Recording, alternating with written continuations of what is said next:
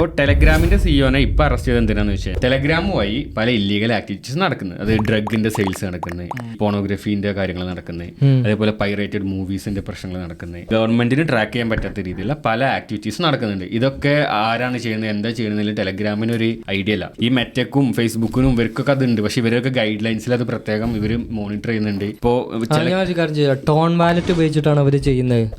Tone wallet financial fraud മാത്രമല്ല ഇതിലുള്ളത്. Basically ഞാൻ പറഞ്ഞ ഡ്രഗ് ഡീലിംഗ്സ് ഒക്കെ ഉണ്ടാവില്ല. ഇപ്പൊ നമ്മൾ ചാറ്റ് ചെയ്യുന്ന കാര്യങ്ങൾ, ഇപ്പൊ ഞാൻ നിങ്ങൾ ഡ്രഗ് ഡീലറാണ്, ഞാൻ ഡ്രഗ് മേടിക്കുന്ന ആളാണ്, നമ്മൾ തമ്മിൽ ചാറ്റ് ചെയ്യുന്നത്. അപ്പൊ അതിന് ഈ പ്ലാറ്റ്ഫോം യൂസ് ചെയ്യാണല്ലോ.